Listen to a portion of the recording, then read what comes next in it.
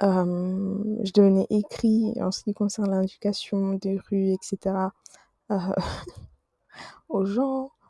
Voilà, enfin, petit à petit, en fait, je me suis laissée avoir euh, par, mine de rien, tout ce qu'il y avait autour de moi. Et au lieu d'être la lumière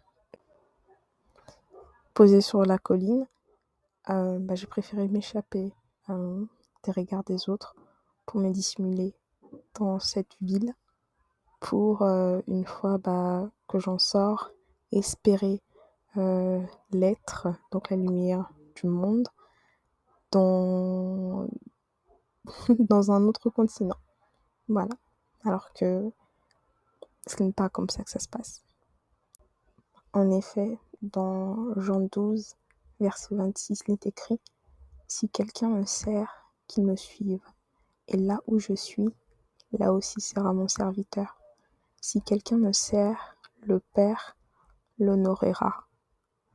Et c'est vraiment une chose que j'ai manqué à faire depuis tant d'années.